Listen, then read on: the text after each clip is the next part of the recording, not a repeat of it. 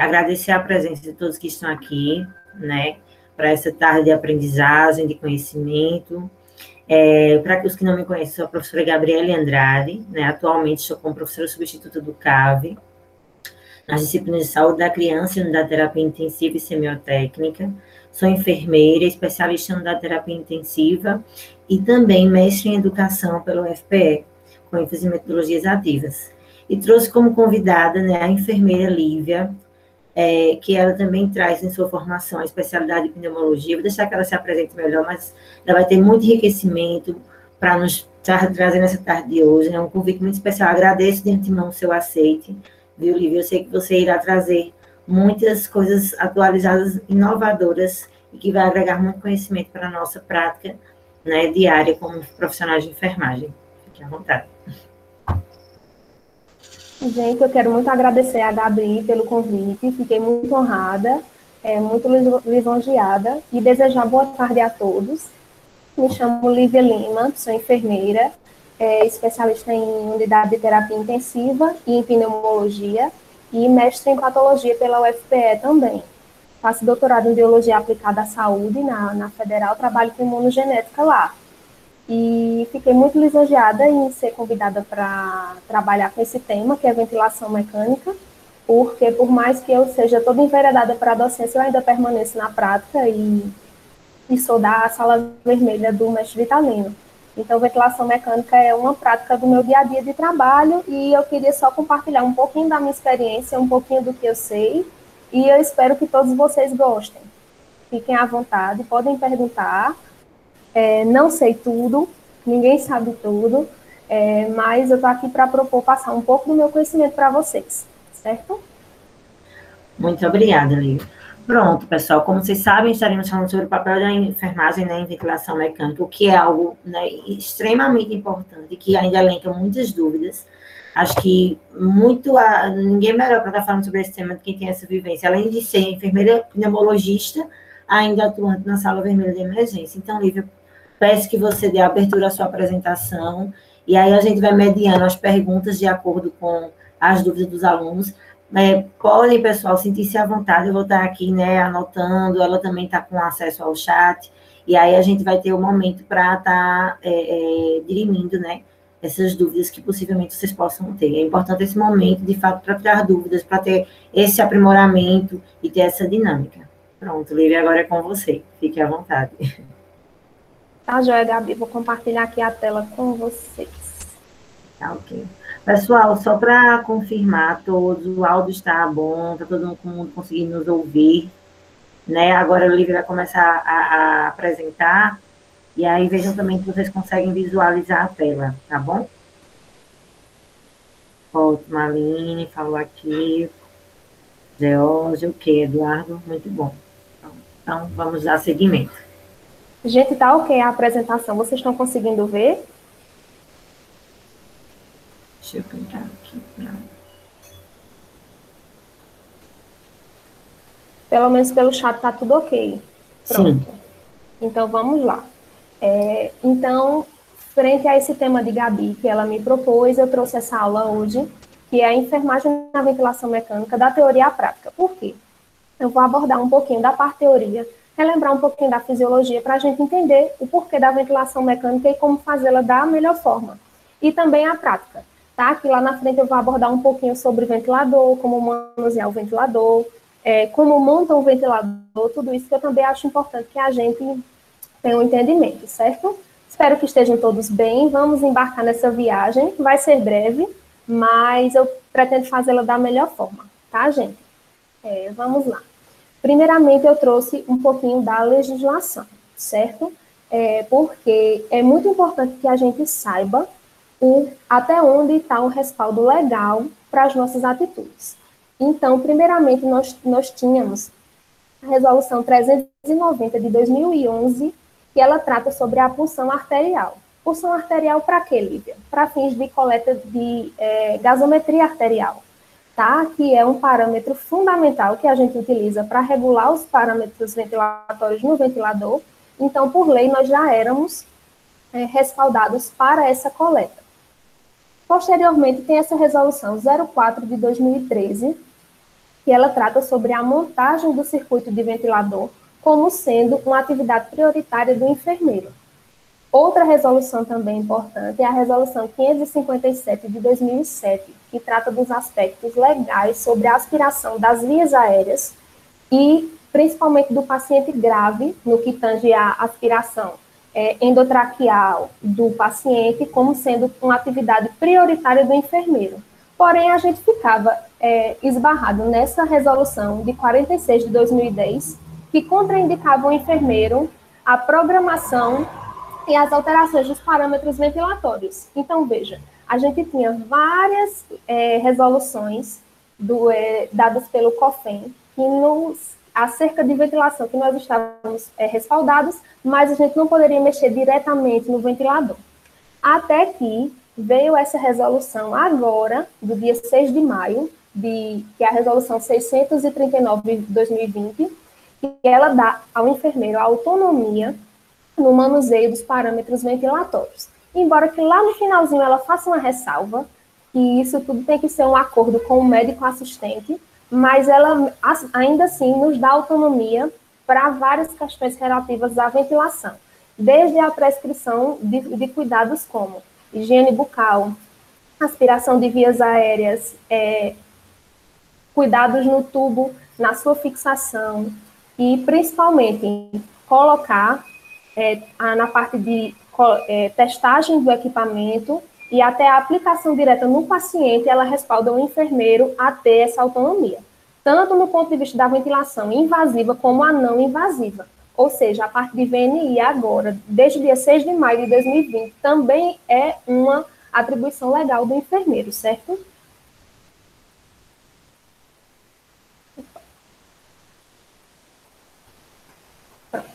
Então, frente à ventilação mecânica, quais são as ações importantes que o enfermeiro precisa dominar? Primeiramente, um conhecimento básico do equipamento.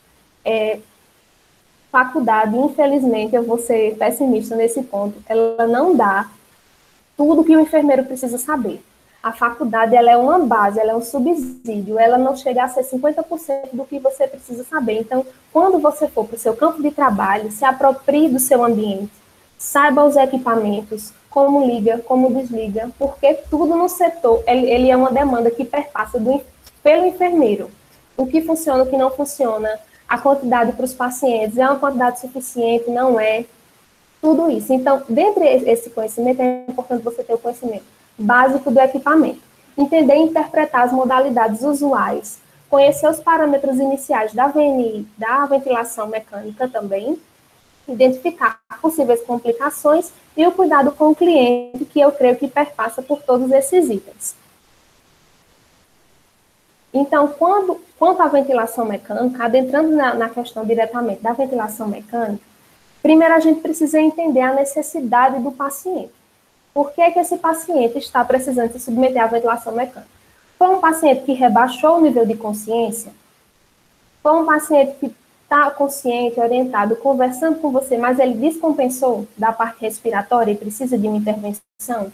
Ou é um paciente que está chegando para um procedimento eletivo, uma cirurgia estética, uma cirurgia programada? Então, tudo isso, o porquê da submissão à ventilação mecânica vai impactar no parâmetro que você vai colocar no ventilador, a causa do motivo da intubação, no caso. Está sem passar. Pronto. Então, a ventilação mecânica, ela vai objetivar diminuir o trabalho respiratório, no caso dos pacientes que estão em rebaixamento ou intercorrência clínica, reverter os quadros de, perdão que eu digitei errado, gente, mas é hipoxemia, tá? Reverter os casos de hipoxemia e tratar os distúrbios respiratórios que a fadiga respiratória, o trabalho respiratório exacerbado, ele possa ter ocasionado. Tá ok? Gente, eu tô falando muito rápido, vocês podem me policiando, viu? Se eu estiver falando muito rápido, ou se eu falar uma coisa que vocês não saibam o que é ainda, certo? Tá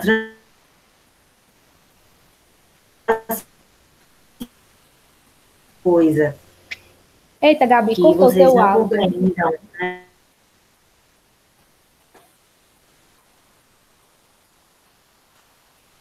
não.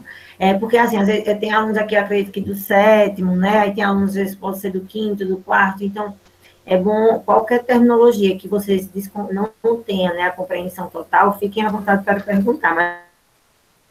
Isso, podem ir perguntando. É porque eu não sabia ao certo quais eram os períodos e eu fui montando a aula de uma forma que eu pudesse abordar o máximo de trazer o máximo de informação que eu pudesse para vocês. Mas também se eu estiver rápido, vocês vão dizendo, tá? Vamos controlando.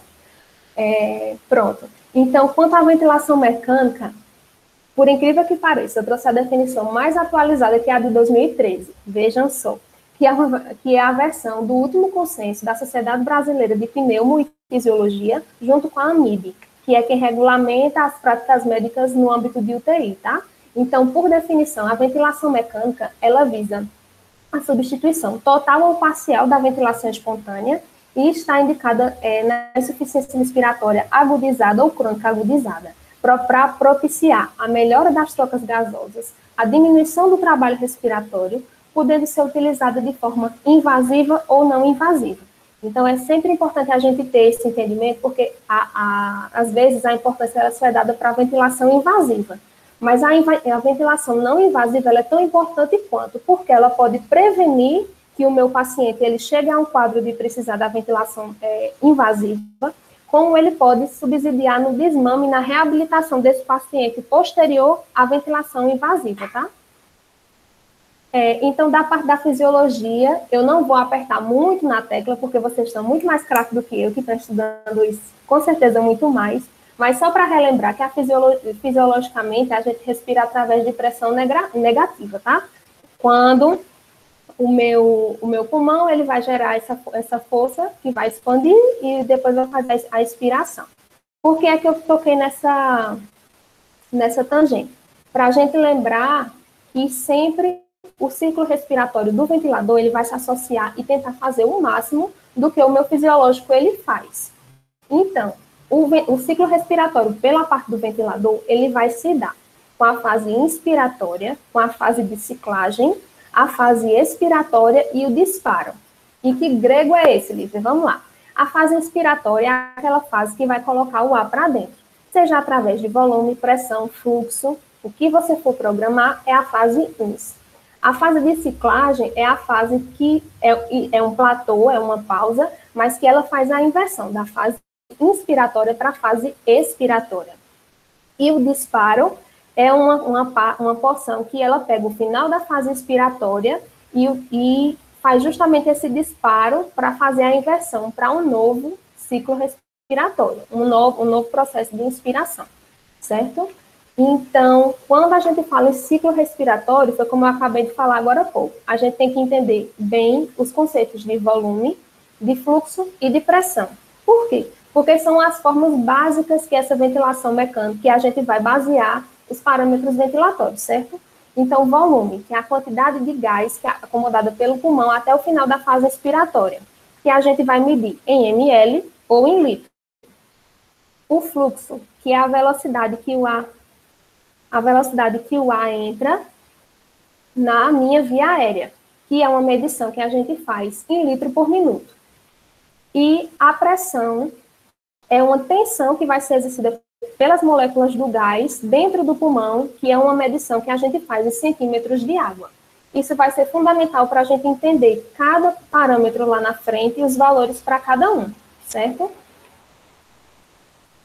Então, agora eu vou começar a falar um pouquinho dos parâmetros, que é tudo que a gente vai mexer no ventilador. E mais na frente eu vou falar dos modos ventilatórios em si e da alimentação desses modos ventilatórios no ventilador, certo? Então, quando a gente fala em parâmetro, a gente tem que entender vários itens em separados para agregar lá na frente, certo? Então, a gente vai ter primeiramente o modo ventilatório. O que é o modo ventilatório? É justamente a forma que você vai escolher como esse ar vai entrar, tá? Você pode fazer esse modo ventilatório ser controlado, ou o modo ventilatório ele ser assisto controlado, ou seja, ele vai ser assistido e controlado pelo ventilador, ou esse modo ventilatório ele pode ser exclusivamente assistido, tá? E mais na frente a gente vai detalhar isso. A gente tem também a frequência inspiratória de oxigênio, a frequência inspirada de oxigênio, que é o que a gente chama de FiDO2, tá? A FiDO2 é o oxigênio que vai ser um adjuvante desse processo todo, que ele visa manter justamente a sua saturação periférica de oxigênio acima de, preferencialmente, 95. Em alguns casos, 92. Vai depender se o paciente tem uma patologia de base ou não, como o DPOC. Mas são valores que a gente pode adicionar na ventilação. De 21%, que já é a nossa FiDO2 ambiente, até o valor de 100%. E mais na frente eu vou mostrar a vocês como é que a gente faz isso no ventilador em si.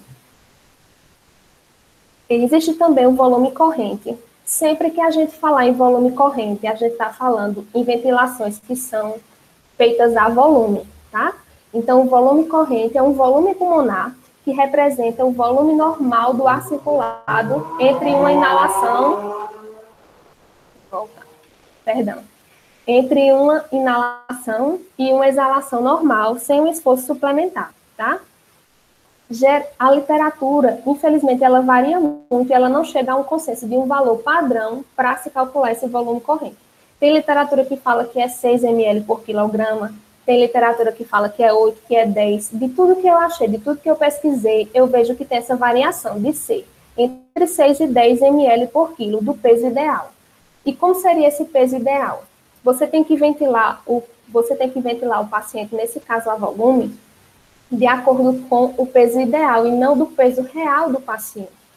Porque você tem que entender que uma pessoa que tem, por exemplo, 1,50 m e ela é obesa mórbida, ela tem o mesmo pulmão de uma pessoa de 1,50 m que tem o peso normal. Então, a gente não pode ventilar baseando nisso, porque não existe alteração do tamanho pulmonar, a dimensão pulmonar ela é a mesma. Então, por isso que você tem embaixo esse cálculozinho do peso ideal, e você faz ele para saber o peso predito do paciente e calcular esse volume corrente, tá joia? A pressão inspiratória, a gente sempre vai falar em pressão inspiratória e bater na tecla dela quando a gente ventila controlado por pressão. E aí é uma pressão positiva inspirada nas vias aéreas, que a variação média dela é entre 40 e 60. É uma pressão que eu vou colocar na fase inspiratória para que o meu paciente ele fique controlado por pressão. Cadê? Pronto. A pressão de pico, ela vai ser um parâmetro que vai ser um adjuvante da minha pressão respiratória. Por quê? Porque é justamente um parâmetro que eu vou colocar na pressão de pico, que ela vai controlar até onde a minha pressão inspiratória ela tem que ir.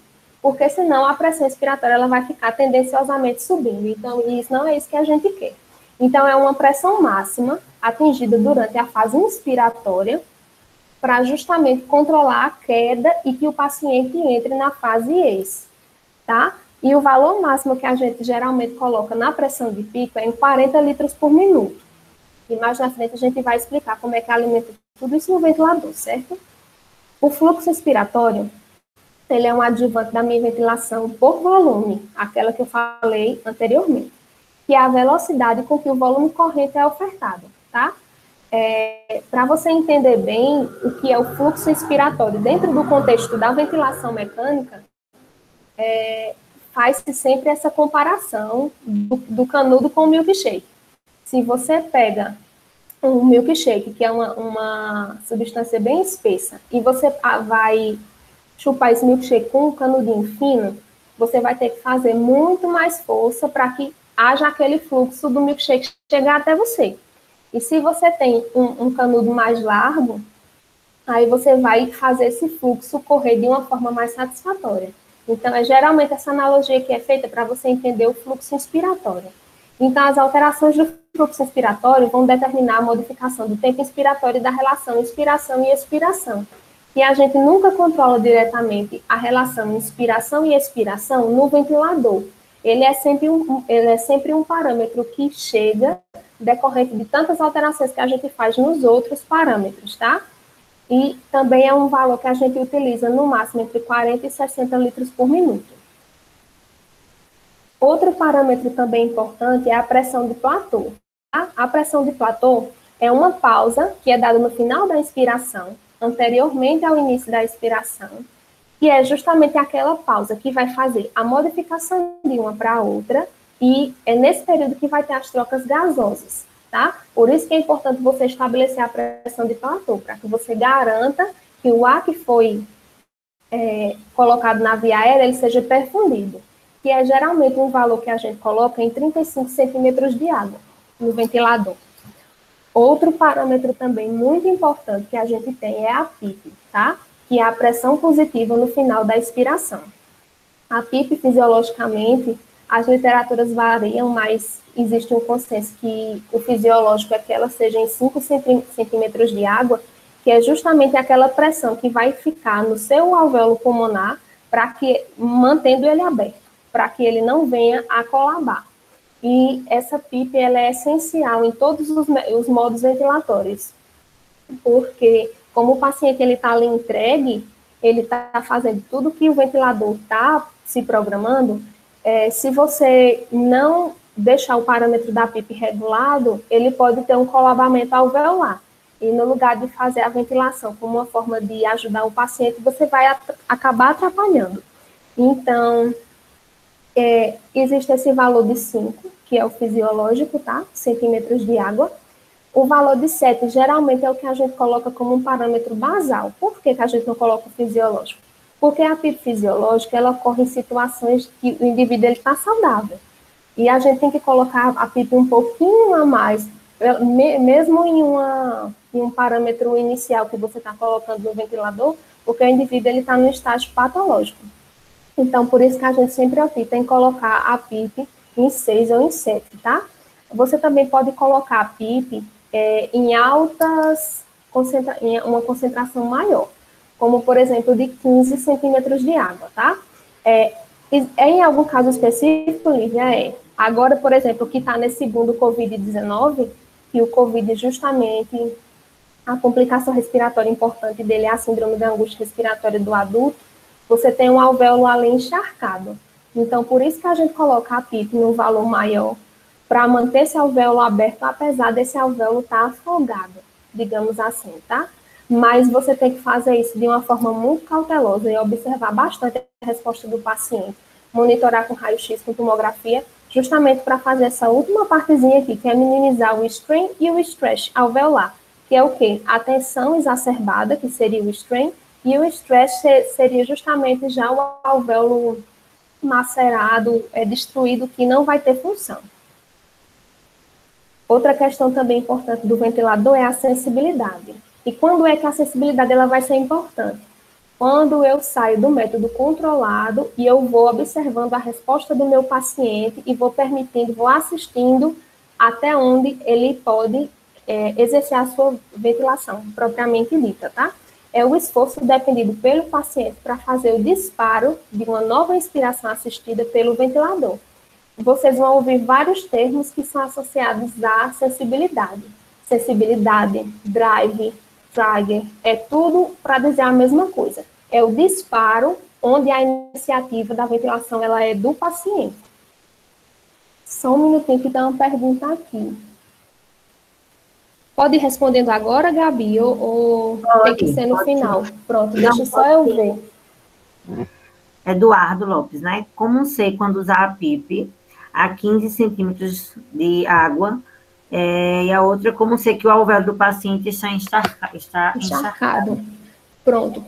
Em decorrência da patologia, por exemplo, do diagnóstico. Se você tem um diagnóstico, por exemplo, de síndrome da angústia respiratória do adulto, seja por uma etiologia ou outra, seja em decorrência da Covid-19, que você sabe que ela cursa daquele jeito, você já ventila o paciente dessa forma. Você tem que ver os sinais clínicos do paciente para estabelecer o diagnóstico, e dentro desse diagnóstico, baseado no diagnóstico, existe a conduta específica.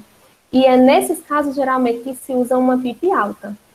Porque, de outra forma, no caso, por exemplo, que você não precisa lutar, você luta contra a força do líquido inflamatório que está encharcando o alvéolo. Então, você tem que fazer a sua PIP fisiológica, mais essa PIP extra que chega até em 15, justamente para impedir que ele fique totalmente afogado ali, fechado, porque ele estando encharcado também, ele não vai ventilar, certo? Então, é isso, você tem que saber qual é a doença, qual é a indicação que você tem para poder ver se você pode colocar uma PIP alta, uma PIP mais alta. E como você sabe se o alvéolo do paciente está encharcado? É justamente isso, você vai depender da patologia clínica. Tem patologias, por exemplo, como o DPOC, que é a doença pulmonar obstrutiva crônica. Você não tem esse padrão de estar com o alvéolo encharcado. O paciente que ele evolui para intubação, ele evolui por um quadro de hipoxemia refratária ao quadro do patológico da patologia de base, depende da patologia de base. É isso que eu quero dizer. Vamos dizer assim, né? Só completando, Lívia. O DPOC, por exemplo, ele, assim, tem como histórico, né, uma perda de complacência pulmonar. Né? Por exemplo, normalmente uma pessoa com DPOC, ela vem de um histórico, ou ex-tabagista, ou se expôs há muito tempo a se rararia alguma atividade ocupacional que trabalhasse, né, com fumaça, com algo que prejudicasse a via respiratória, e aí ele perde essa complacência, então dificilmente iria haver um encharcamento nesse processo, porque na verdade é a perda da proteína da alfa-antripsina que faz ele perder essa complacência pulmonar alveolar, e aí vem com outra base. Já se a gente tem um edema agudo de pulmão, né, que é devido à insuficiência cardíaca congestiva, que aí sim a gente tem um processo de concentração de líquido a nível pulmonar, inclusive uma das medicações de escolha é a furosemida, justamente para estar ajudando nessa eliminação. Então, aí já é uma patologia que a gente tem como base esse processo possível, né, e ter cuidado na ventilação para não acabar aumentando demais a pressão e, em vez de causar um benefício, acabar causando um barotrauma, né, quando a gente tem uma complacência, quando a gente tem uma ventilação muito exacerbada, e se muito pequeno, também uma possível atelectasia. No caso, aí seria mais um barotrauma diante da pressão. Mas, Lívia, complete aí com os meus pensamentos. Não, tá certíssima. E também, Eduardo, existe como você colocar essa PIP de uma forma muito mais cautelosa, porque, por exemplo, o paciente ele chega para mim agora com um quadro de insuficiência respiratória muito importante, que não dá tempo de colher uma história dele, não dá tempo de conversar, não dá tempo nada, eu preciso de uma intubação de urgência. Então, para uma intubação de urgência, existem parâmetros seguros que eu posso colocar no ventilador, e só posteriormente, quando o paciente está estável, que eu posso fazer um raio-x de tórax no leito, que eu posso fazer uma tomografia, quando ele não apresente sinais de instabilidade, aí eu posso ver que ele está com esse padrão, está com a difusão em vidro fosco, por exemplo, que agora é o clássico do COVID, que indica congestão naquela área ali, aí eu sei que ele está com esse, pode ser sugestivo de tal quadro, então eu posso ventilá-lo de tal forma, eu posso aumentar essa PIP, entendeu? Eu posso fazer isso posteriormente, depois de um exame que venha a ser um adjuvante do meu diagnóstico, certo? Vamos lá. Sim, eu estava na acessibilidade, pronto. A acessibilidade é o gatilho que vem do paciente. E, geralmente, eu nunca vi esse disparo a fluxo, embora ele tenha na literatura, de ser uma sensibilidade que a gente programa entre 1 e 5. O mais comum é que os disparos de ventilador, eles venham à pressão. E aí a gente programa ele em menos 2 centímetros, que é quando o paciente faz o esforço, a iniciativa respiratória, o ventilador vem e completa. Tá? A acessibilidade ela serve para isso, para deixar a iniciativa respiratória ser do paciente. E o backup de apneia. O backup de apneia, ele vem para ser um alarme que abaixo daquela frequência respiratória que você programa, ele vai apitar como sendo um padrão respiratório insuficiente que o ventilador está trazendo para o paciente. Certo? A frequência respiratória e a relação INS-IES eu deixei por último porque são parâmetros que diretamente a gente não consegue controlar. Então, são parâmetros que eles vão... hoje deu para passar todas as motos do mundo aqui. Eles vêm como uma alteração de todos os outros parâmetros, aí eles vão resultar nos valores de frequência respiratória e a frequência INS-IES, tá?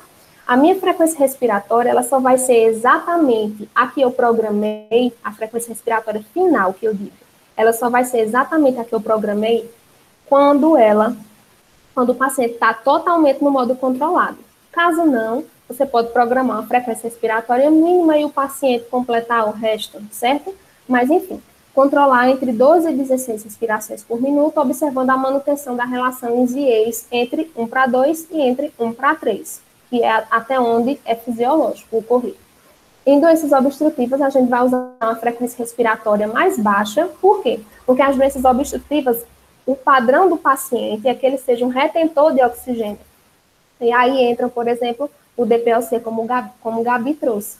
E nas doenças restritivas, você precisa de uma frequência respiratória mais elevada. Por quê? Porque as doenças restritivas, você tem uma restrição extrínseca ao pulmão, de gradil costal, de má formação, como, por exemplo, a síndrome de Duchenne, que aí você precisa de uma frequência mais elevada para que o volume corrente no total de 1 minuto ele seja satisfatório para oxigenar esse paciente. E você reavalia assim que disponível a primeira gasometria, o padrão de frequência respiratória, de programar. E a relação inspiração-expiração é essa relação justamente entre um e outro. E aí ela não é um parâmetro direto que você consegue colocar no ventilador. Ela vai depender do padrão que você bota, como fluxo respiratório, como frequência, como pausa final da inspiração e como volume corrente. O que você tem que observar é que esses parâmetros seus, no final que você coloque, essa relação INS ela apareça lá, entre 1:2 ou no máximo entre 1:3, certo? Então, a gente chega propriamente agora nos modos ventilatórios. Existem 1 zilhão de modos ventilatórios disponíveis, mas qual é a grande questão? Tem modo ventilatório que é exclusivo de tal marca de ventilador, porque só ele faz aquele modo ventilatório. O que foi que eu me propus a trazer? Os modos ventilatórios mais básicos, mais essenciais, que você vai conseguir achar na maioria dos ventiladores, tá? A gente pode ventilar praticamente por 3 formas. Lembra que eu tinha falado lá atrás que você podia ventilar um paciente a volume, a pressão ou a fluxo. Então, quando eu falo em ventilar a volume, eu posso... eu vou me refazer minha fala. Em modos ventilatórios, você pode ter a ventilação mandatória contínua, que vai originar o meu modo controlado de ventilação. E como é que você pode fazer isso? Por pressão ou por volume. Você vê aqui no final que todas vão ser PCV ou VCV. Agora, a questão é você ver se ela é controlada ou assistida controlada, tá? No meu volume mandatório controlado, que é esse primeiro, que eu posso ventilar ele a pressão ou a volume, tudo é feito pelo ventilador. O disparo, a ciclagem, a fase respiratória, tudo. O paciente não tem comando nenhum. Logo aqui embaixo, quando eu tenho AC, eu me refiro ao modo assisto controlado ou assistido controlado. As duas formas estão ok. E eu também posso ventilar a volume e a pressão. Mas qual é a diferença? O gatilho, o disparo, a sensibilidade, o drive, como queira chamar, ele é do paciente. Então, o paciente ele faz a iniciativa respiratória e a máquina completa todo o resto do ciclo. E todas as duas também podem ser, a pressão ou a volume. E eu trouxe também um modo de pressão de suporte, que é um modo de fluxo muito parecido com o CPAP, e também é dado pelo ventilador, que eu vou ventilar a fluxo, e a pressão de suporte, ela se dá principalmente nas modalidades para o desmame da ventilação mecânica, tá? Então, que é o que a gente faz a ventilação a fluxo, e eu vou falar um pouquinho agora de cada uma delas. Então, o modo VCV, que é a ventilação controlada a volume, eu vou ter uma constância de ondas de fluxo que vão garantir um volume fixo ofertado no final de cada um dos ciclos. Ou seja, todos os ciclos expiratórios eles vão ocorrer para que eu garanta aquele X volume corrente que eu vou colocar lá no meu ventilador. É um fluxo constante, ele pode ser quadrado, decrescente, crescente. E o que é isso? Ele pode ser um fluxo constante em toda realização, ele pode ter um pico e depois declinar, mas o importante para ele é que ele vai garantir aquele volume corrente que você vai colocar lá. Nesse caso de ventilação, os níveis de pressão expiratória, eles são variáveis. Então, quando eu ventilo a volume, eu não garanto a pressão. E aí é o grande problema, que eu acho que a ventilação a volume, ela não é tão utilizada. Porque quando você não controla a pressão expiratória, o risco de você ter um barotrauma, como o Gabi falou, é muito grande. Então, por segurança, eu acredito que esse seja o motivo a maioria das ventilações vocês vão observar que ela é feita à pressão. Mas, enfim, vamos voltar para a de volume. Você tem o gatilho de tempo no modo controlado e o gatilho de pressão e fluxo quando o modo ele é assistido. Certo? E qual é a diferença do VCV do modo controlado e do VCV do modo assisto controlado? Praticamente nenhuma. A questão é que o VCV do modo assisto controlado, eu vou programar uma acessibilidade para o ventilador entender a iniciativa respiratória do meu paciente e eu não vou controlar a minha frequência respiratória total, diferente do VCV controlado, que o paciente tem que ventilar exatamente aquilo que está na frequência respiratória programada. Já no modo de pressão, que é a ventilação controlada à pressão, eu vou controlar a minha pressão expiratória, que é a tensão do gás no meu pulmão, eu faço esse controle, através de um fluxo livre desacelerado, mas eu não controlo o meu volume corrente. O meu volume corrente ele vai ser uma variante em todos os meus ciclos respiratórios, tá? E ele tem que obedecer esse tempo médio de 0,8 segundos, que é justamente o tempo mais ou menos que a gente leva fisiológico para fazer o processo de inspiração. E também o que difere ele do PCV do modo controlado para o PCV do modo assistido é justamente também a questão da acessibilidade da frequência respiratória, tá? Que no meu modo controlado, a minha frequência respiratória ela é fixa, e no meu assisto controlado, a frequência respiratória ela é variante. E eu preciso também colocar acessibilidade para eu entender os momentos em que o meu paciente ele vai ter a iniciativa, o drive respiratório para fazer essa ventilação. O modo de pressão de suporte, ele é um modo de ventilação também pressórico espontâneo, tá? Eu dependo do nível de consciência da colaboração do meu paciente, e ele é uma ventilação que a gente faz ciclado a fluxo, tá? Então, o paciente, ele tem a iniciativa respiratória, que é o trigger, o drive, como queira chamar, e depois que essa iniciativa respiratória, ele calcula o máximo que o paciente chega e depois que ela cai, um percentual de 25%, ele faz a fase expiratória, tá? Para poder fazer o controle entre uma e outra. É uma modalidade de desmame que você pode ir baixando essa pressão de entre 2 e 4 centímetros de água até que o paciente ele entre na ventilação espontânea sem uso de ventilador mecânico, tá?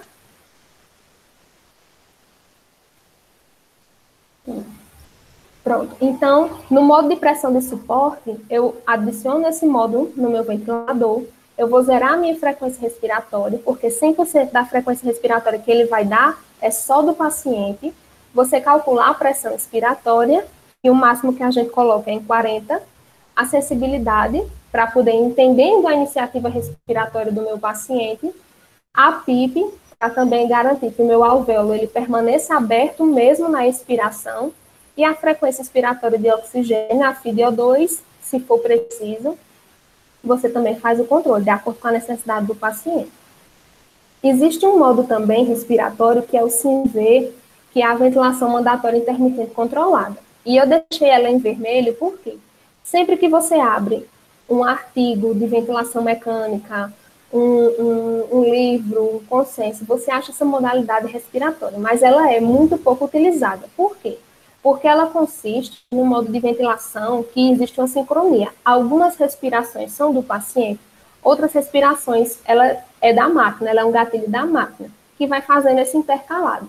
Porém, o que os estudos e as pesquisas estavam observando é que o paciente, quando ele fica nesse modo sem ver, ele acaba meio que se acomodando e ele não evolui para a modalidade de desmame do ventilador totalmente. Ou seja, o paciente ele fica muito mais tempo utilizando o ventilador. Aí, por isso, na prática, foi uma modalidade ventilatória que entrou em desmame. Ou em desmame não, em desuso, perdão. E a modalidade CPAP, do mesmo jeito que os aparelhos, eles fazem essa ventilação, os aparelhos avulsos do ventilador, eles podem fazer a modalidade CPAP. O ventilador, ele também pode fazer a modalidade CPAP, tá? Que além de excluir a necessidade da intubação ou traqueostomia, evita sedação, evita riscos de infecção, todas as complicações que são inerentes à ventilação mecânica. E que a gente coloca uma pressão entre 8 e 15 centímetros de água, que vai estar ali pressurizando a via aérea com aquele fluxo contínuo de ar, para manter a via aérea pressurizada, pérvia, e oxigenando o paciente, tá? Existem algumas contraindicações que o paciente não pode fazer a modalidade CPAP, VNI, como queira chamar, que é a necessidade de intubação de emergência, casos de parada cardiorrespiratória, quando o paciente ele tem rebaixamento do nível de consciência, sonolência, agitação, confusão, ou seja, tudo que ele não possa colaborar e interagir com você na hora de uma ventilação, que o paciente precisa ter uma interação com você. Estabilidade hemodinâmica, obstrução de vias aéreas ou trauma de face, um alto risco de aspiração, cirurgias recentes de face, já que é um aparelho que é colocado de forma facial no paciente, tá? Que aí não tem indicação de fazer. Eu trouxe umas imagens de como você pode fazer esse papo no paciente, e essa primeira seria a máscara facial, essa daqui seria a oronasal e essa daqui seria a máscara só nasal. Todas as três eu coloco o mesmo gradiente de pressão, eu não altero pressão, porque uma é de uma forma e outra de outra. E só um minutinho que entrou uma pergunta aqui de Ezequiel. Pacientes com Covid-19 é indicado VNI? Assim, indicado VNI até são. Quando você tem um equipamento específico, que parece um halo, um capacete, onde aquela ventilação que o paciente exala, ela fica presa só naquele circuito. Que, infelizmente, a gente não dispõe. Pelo menos no SUS não dispõe. Eu acredito que nas unidades particulares, pelo menos daqui da nossa região, também não disponha, já que VNI aqui foi contraindicado de uma forma geral. Por quê? Quando você não faz dentro do halo a VNI, que você faz somente nesse aparelho, você aeroliza muitas gotículas. E com isso, acaba não sendo indicado. Nada que aerolize gotículas para o Covid-19 ele é indicado. Nem a Venturi, nem o uso da VNI dessa forma, mas infelizmente a gente só tem disponível dessa forma. E esse tipo de VNI a gente não indica para a Covid-19, não. Certo, Ezequiel? Eu responder. Pronto. Aí aqui eu trouxe vários aparelhos que podem fazer VNI. Você pode fazer diretamente no ventilador, como nessa figura 1. Você pode fazer só no aparelho de CPAP, que é esse aparelho da figura 2, e esse aparelho da figura 3 é o BiPAP, que você tem duas pressões, uma inspiratória e uma expiratória. E o BiPAP é para alguns casos muito específicos, como, por exemplo, as crianças que têm restrição, padrão respiratório restritivo, que são aquelas pessoas que têm anormalidade no tórax, na caixa torácica, que tem aquela deformidade, que já não ventilam direito. Aí essas pessoas ventilam a BiPAP, certo? Só corroborando um pouquinho com a tua fala, Lívia, o BiPAP mesmo, inclusive eu trabalho com algumas crianças que fazem utilização, ele também, você pode utilizar de forma que aí entra o físio, né, como equipe multidisciplinar, como forma realmente de terapia ventilatória, não utilizar ela constante, digamos, 3 vezes ao dia, para fazer como um exercício mesmo respiratório de expansão torácica. Pessoas que têm agregado cardiopatias, agregado a problemas respiratórios, por exemplo. Atualmente a gente está com uma criança de 10 meses que ela usa muito BiPAP. Aí ela faz expansão torácica com BiPAP e físio, né? 3 vezes ao dia, justamente para permitir, assim, aí é VNI, né? Acho que está com isso. Entra aí a VNI, que é a ventilação não invasiva, e com essa finalidade não de ter um suporte de dependência, né? Percebam que o BiPAP, o CPAP, ele entra muito como um suporte, de fato, de fisioterapia para tentar deixar aquele paciente livre dessa necessidade, né, ventilatória, dessa oxigenoterapia por um período maior. Aí, só para a gente pontuar essa diferença, é muito, muito usado realmente em crianças. Se você chegar em UTI NEL, em homes, a gente vê essa assistência bem prevalente. Isso mesmo. E também você pode utilizar, que aí já não o BiPAP, mas o CPAP, em algumas patologias que não é urgência, não é relacionada à intubação nem nada. Por exemplo, as pessoas que têm apneia do sono na sua forma moderada ou grave, pode utilizar o aparelho CPAP para dormir à noite. E aí pressuriza a via aérea, você não tem um ronco do paciente, nem aquelas apneias que vão fazendo uma hipoxemia cumulativa. E aí você usa o CPAP para tratar outra finalidade, que já não seja mais o desmame ventilatório ou uma ventilação de resgate para evitar que esse paciente seja entubado, né? Então, vamos lá. Se você tem uma situação de urgência, como você vai programar a sua intercorrência, o seu ventilador, e aí eu trouxe vários contextos dentro dessa questão. A primeira coisa que eu trouxe, que não é bem da ventilação mecânica, mas é relacionado, são os insumos que a gente utiliza para fazer a ventilação mecânica, tá? Para ter o insumo adjuvante da ventilação mecânica, que no caso seria o tubo endotraqueal. Então, para um procedimento de intubação, sejam cientes que é muito importante que a gente tenha esses insumos no setor, tá? Cabo de laringoscópio e lâminas de laringoscópio, que vão fazer justamente o procedimento de laringoscopia, para que o médico ele tenha acesso à via aérea do paciente. Lembrando que as lâminas retas são mais utilizadas em crianças até 3 anos, ou então pessoas que têm deformidade de palato.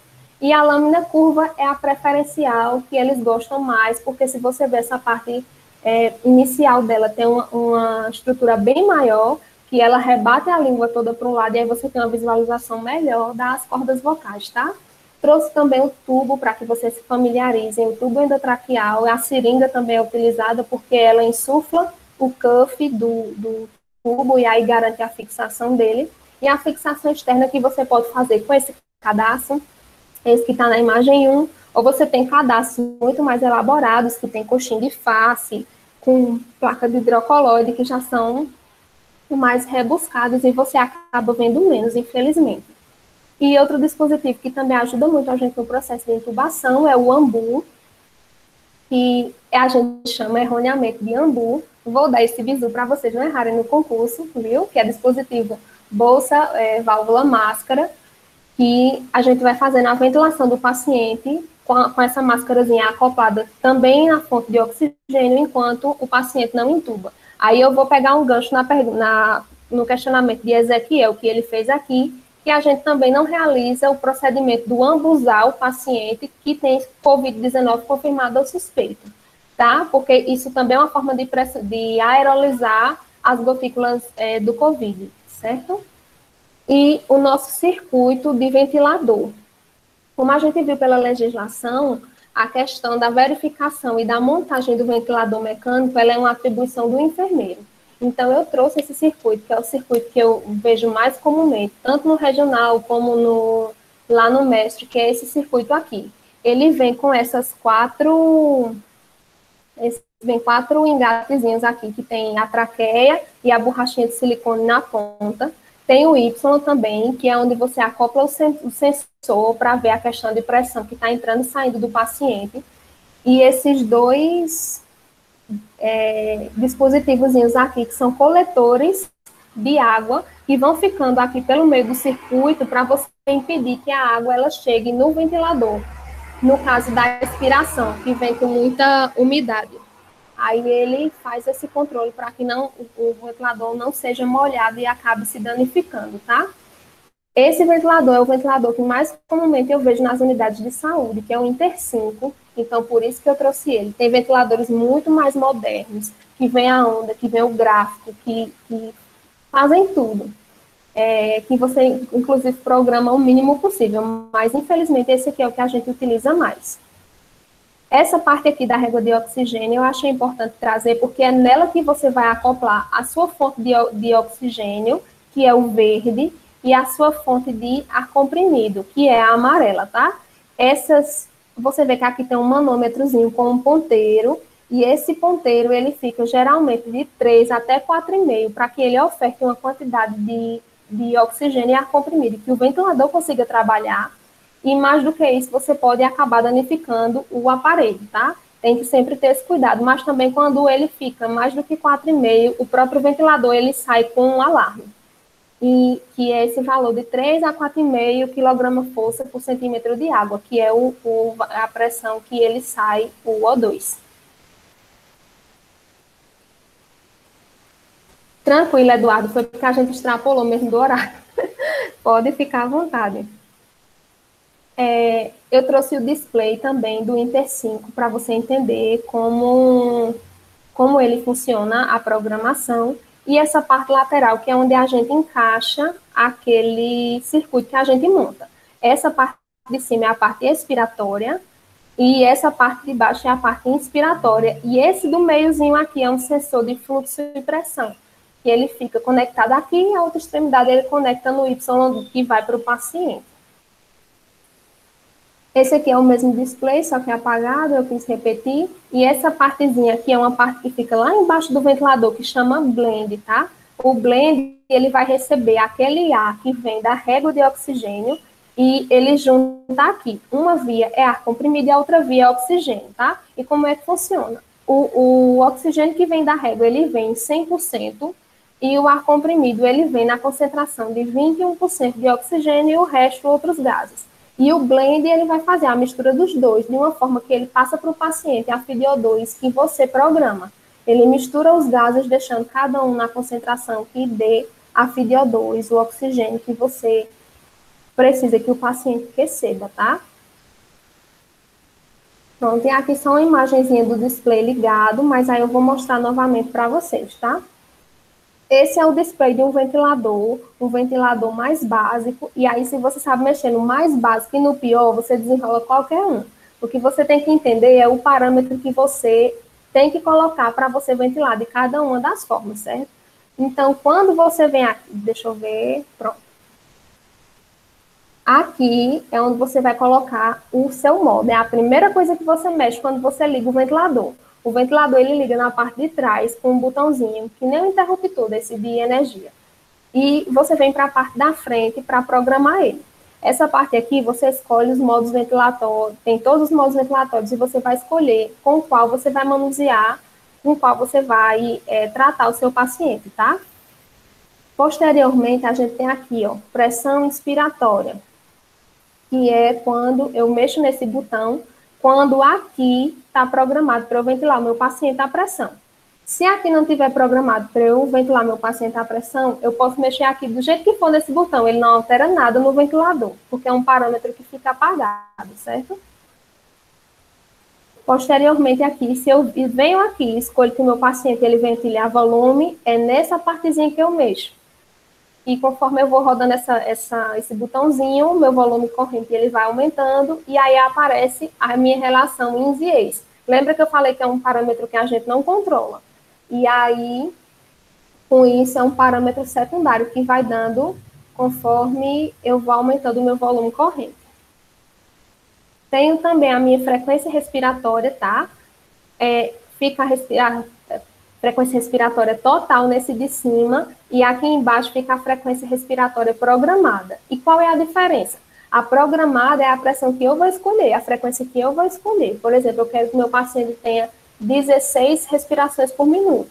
É o que eu vou colocar aqui, controlando o meu botãozinho. Mas, de repente, o paciente pode ter algum problema, a sedação dele pode acabar e ele desperta, e aí ele hiperventila. Então, ele vai fazer muito mais do que as 16 respirações que eu programei. Aí é o que vai dar aqui em cima.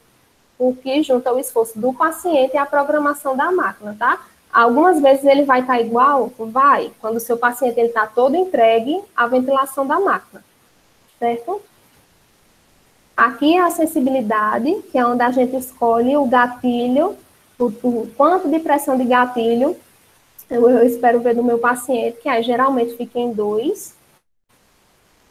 O meu alarme de backup de apneia, que eu posso deixar ele desligado, eu posso programar em algum dos valores. Esse é um botão alarme, ou seja, quando eu colocar, por exemplo, em 12 e o meu paciente fizer menos, ele é um alarme que vai ser acionado. Aqui é o meu botão de PIP. Conforme eu for aumentando aqui, a PIP, que é uma luzinha que vai estar aqui laranja, ela vai subindo ou vai diminuindo, e aí você vê pelo número que ficou aqui se está na PIP que você quer, certo? Não é digital esse. E esse aqui é o que vê a minha pressão de pico, de fluxo inspiratório. Outro ventilador também que vocês podem encontrar e manusear é um ventilador de transporte. E por que eu trouxe ele? Porque eu observei, por exemplo, na UPA daqui do estado, por exemplo, de Caruaru, e na ala do Covid, todos os pacientes ventilam com ventilador de transporte, não ventilam nem com ventilador. Eu digo, meu Deus, Como é que pode isso? Porque esse ventilador a longo prazo, ele já não ventila tão bem, porque a ideia dele é ser uma coisa mais temporária, tá? Mas aí eu trouxe justamente porque eu pensei, não, as pessoas podem se deparar com esse tipo de aparelho na sua prática, tá? É um ventilador pequenininho, ele não entra ar comprimido, ele só vai entrar oxigênio na programação dele. Quando liga, fica esse display que você vai escolher se você está ventilando um neonato, uma criança ou um adulto, tá? Esse aqui é o circuito dele, é um circuito que você vê que já não tem aqueles coletores de umidade, porque justamente a ideia é que o paciente não fique tanto tempo, mas, enfim. E esse é o visor dele. Se você apertar aqui nessa porção, você vai escolher qual é o modo ventilatório que você quer. E aqui embaixo, os parâmetros. Ó. Aqui foi modificado para mudar a ventilação para modo pressão. Aí aqui aparece a pressão inspiratória, frequência, relação ISIEs, tudo do outro ventilador, agora aqui de uma forma muito mais simples.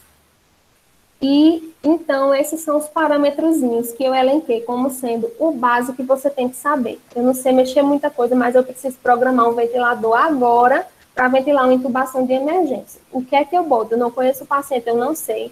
Tem algum parâmetro seguro que eu possa botar sem lesionar o paciente? Tem, que são esses aqui que eu coloquei, tá? Primeiro, eu coloquei do modo VCV e depois do modo PCV. Então, modo a volume. Eu coloco primeiro um volume corrente, lembrando que a referência é de 6 a 10 litros por quilograma, então vamos colocar um final de 500 ml, e depois eu saio reajustando. Frequência respiratória, 16 respirações por minuto, é seguro. Uma PIP, na dúvida, deixa no fisiológico, 5 centímetros de água. Pressão de fluxo, um valor que seja eficiente, mas também não extrapola, 40 litros por minuto. Pressão de platô, 35. PDO2, sempre não conhece, você não sabe há quanto tempo o paciente está ali, percorreu, quanto tempo ele está parado, você não sabe o nível de hipoxemia dele, coloque em 100%. Depois que o paciente está estabilizado, você colhe uma gasometria e aí você vê para quanto reajusta. Backup de apneia, em 8, no mínimo. E aí você tem que lembrar que no modo de VCV, a minha pressão inspiratória, a minha relação ISIEs, ela é livre. Então, já que eu não controlo pressão, coloco um alarmezinho de pressão para 40, tá? Porque aí, se a pressão extrapolar, você tem como ver e tem como corrigir. Já no modo de pressão, eu vou colocar... Os outros parâmetros eu praticamente mantive, mas aí a minha pressão INS, eu coloco... Já que pode ser entre 40 e 60, deixa em 50 centímetros de água, que é um valor que ventila satisfatório, certo? Mais ou menos para uma urgência, que você não conhece o paciente, você precisa ventilar ele a tempo, você pode colocar esse parâmetro. Agora, sabendo que tudo depois, você reajusta para ventilar o paciente da melhor forma possível, tá? Outra questão que eu trouxe também é a sedação e a analgesia, que vão aí garantir ser um adjuvante da intubação, porque para ser ventilado é muito ruim. Você não vê nenhum paciente intubado sendo ventilado, achando bom, consciente, interagindo. É muito difícil. Então, você precisa da sedação e da analgesia para ser um adjuvante que o paciente ventile da melhor forma, tá? Auxilia no controle da ansiedade, da dor e da agitação do paciente, melhora a tolerância à ventilação mecânica, porque fica muito mais fácil de você garantir o parâmetro para ele. E o que é que a gente pode usar? De indução, geralmente a gente utiliza o midazolam, o propofol ou a dexa, eu não estou lendo nada, dexa, metodiciclina, mas no normal, no popular, é o midazolam que a gente usa. A indução a gente faz com uma ampolinha de 2 ml e para a parte da analgesia a gente utiliza geralmente o fentanil mesmo. O fentanil, a indução com a ampolinha de 2 ml e a manutenção com a ampola maior de 10 ml, tá? É importante que os pacientes eles estejam sedados para eles se adaptarem à modalidade ventilatória. Só ir retirando a sedação conforme você vai colocando esse paciente em modo assistido, modo pressão de suporte, e você vai observando que o paciente está aguentando, aí você faz a retirada da sedação. E alguns problemas comuns que podem ter é a questão do autodisparo, tá? Geralmente, o ventilador ele faz autodisparo quando tem vazamento em alguma parte do circuito, ou alguma parte do fluxo se soltou e aí o circuito está aberto, aí ele fica fazendo autodisparo, porque ele entende que o escape é do paciente, aí ele já vai mandando outra respiração. A assincronia ocorre principalmente nos casos em que o paciente está mal adaptado, ou então ele está acordado e sendo ventilado, porque ele está com aquela respiração que não está em sincronia com o que foi programado no ventilador. O barotrauma, que como o Gabi trouxe, que é quando você tem alguma ruptura de área alveolar em decorrência da pressão, está muito forte ali na via aérea. A toxicidade pelo oxigênio também é um problema comum. O oxigênio é que nem remédio, na dose errada ele mata, e mata mesmo, porque a toxicidade pelo O2 ela é muito alta. O oxigênio em alta concentração, ele começa a inativar enzimas. Aí você vai dizer, sim, Lívia, mas o que é que tem a ver? Mas aí você lembra que tem uma enzima lá no teu alvéolo que produz o surfactante, que mantém o teu alvéolo aberto. Então, essas enzimas vão entrando em quiescência e em latência e vão ficando sem utilização. Fora que o oxigênio é um dos maiores produtores de radicais livres, e aí você sabe todo o problema que é relacionado à produção dos radicais livres, o O2 é o maior produtor de radical livre, então tem que ter cuidado. A diminuição do débito cardíaco ocorre quando eu tenho um aumento de pressão que vá estreitando a minha área cardíaca e impedindo que o coração funcione da melhor forma. Então, veja como é importante você otimizar o padrão ventilatório dos pacientes, tá? E as infecções, principalmente a pneumonia associada à ventilação mecânica, é um problema muito comum relacionado ao tempo prolongado de ventilação mecânica e é uma questão que a gente tem que estar atento sempre, tá? E como o monitoramento das trocas gasosas, nunca esquecer de estar fazendo gasometria frequentemente nos pacientes, porque a gasometria, ele dá todos os parâmetros, você entende a parte respiratória, você entende a parte sistêmica, tudo com resultado de gasometria, tá?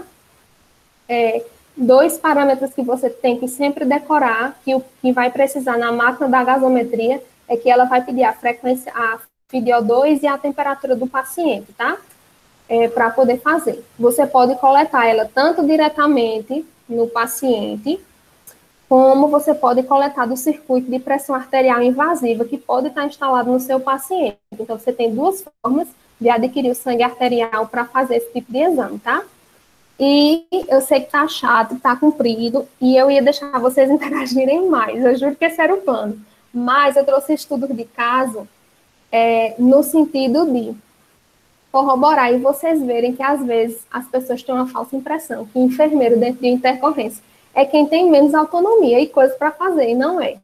Minha gente, pelo contrário, às vezes, não, o físio vai ver do ventilador, o médico vai entubar, o enfermeiro não tem nada para fazer. E aí vocês vão ver que vocês estão muito enganados quanto a isso, certo? Rapidinho que eu vou ler. JSA, 58 anos, paciente hipertenso, tabagista de longa data.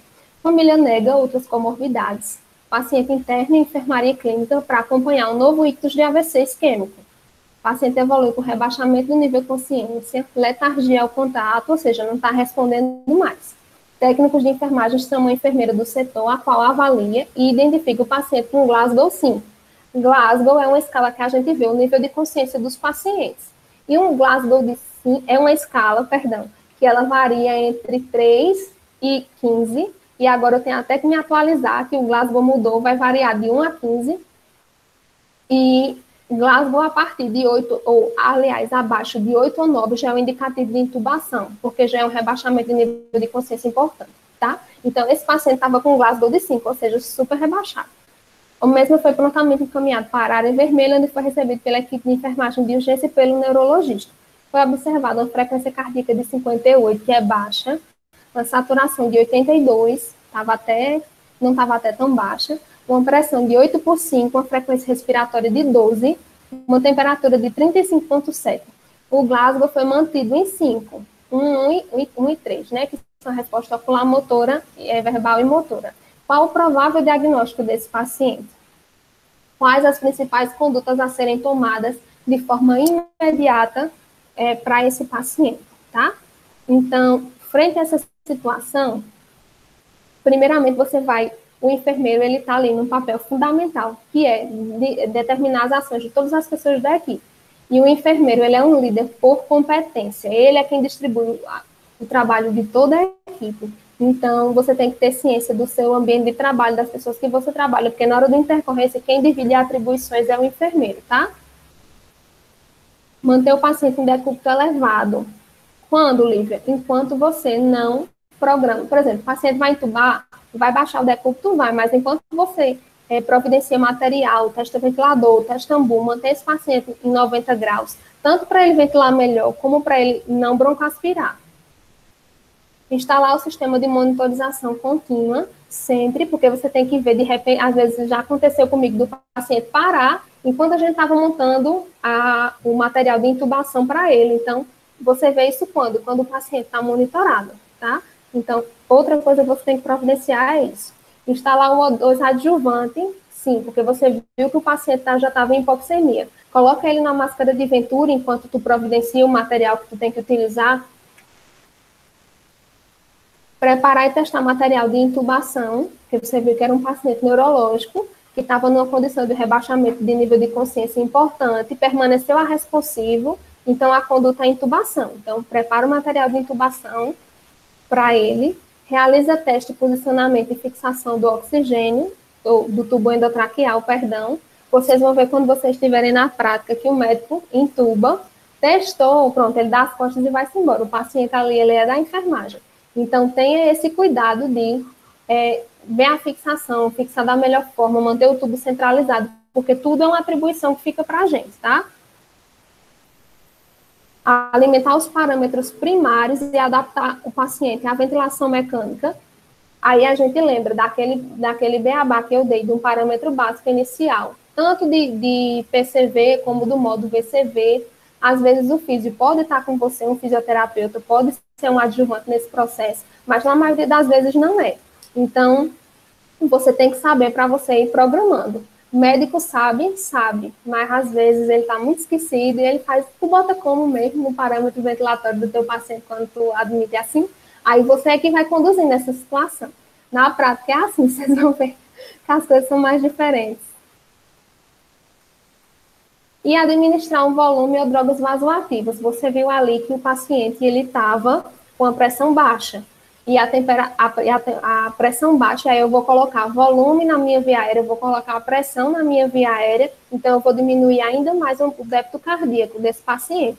Aí você vê se ele responde com volume, você precisa de uma droga vasoativa para aumentar essa pressão e manter ele estável.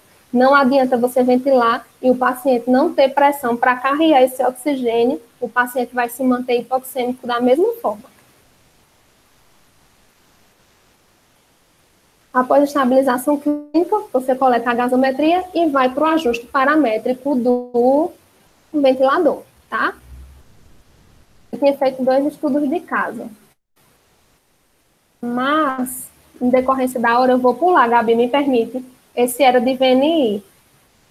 Sim, tudo bem, Lívia. E como eles vão ficar também com a disponibilidade, eles podem até se desafiar antes de ver as condutas, né? Tentar responder o segundo, já que vai ser disponibilizado o e-mail para ele. Já fica a atividadezinha para confrontar com o que eles aprenderam hoje.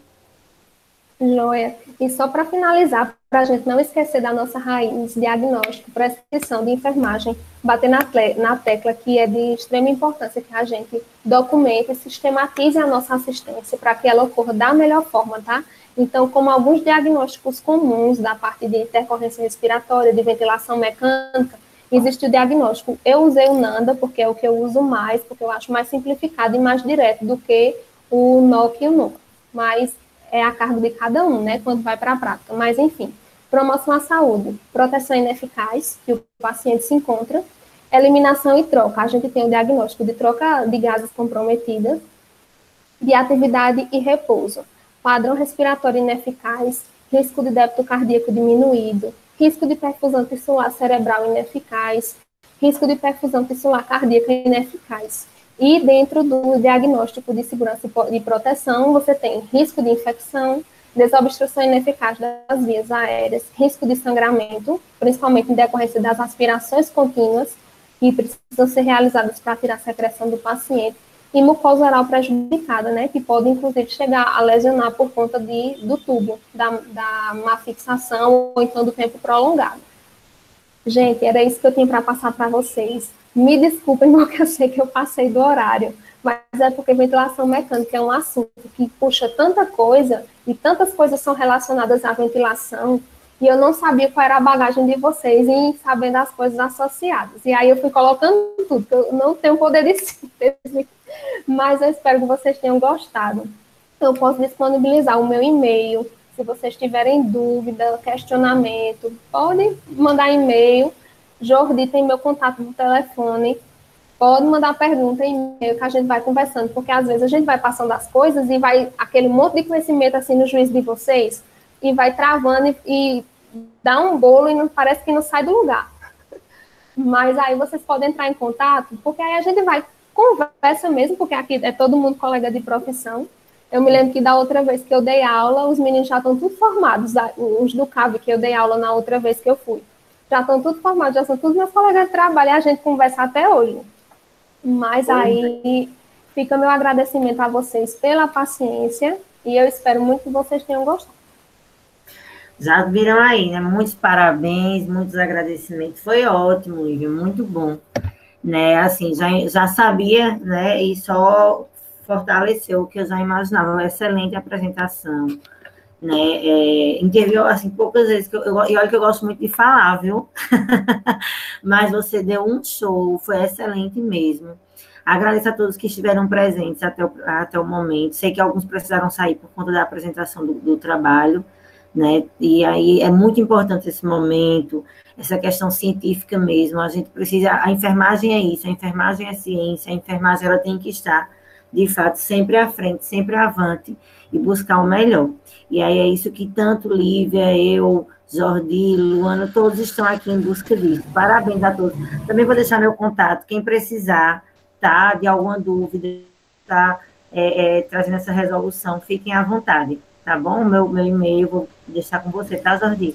E a aula também será disponibilizada. Lívia, meus sinceros agradecimentos. Obrigada mesmo. Nada, Gabi, eu que agradeço o convite e fico à disposição, porque eu não estou na frente da docência, porque ou eu trabalho, ou eu vou ser docente, ou eu vou terminar o doutorado, ou eu não sei o que é que eu faço.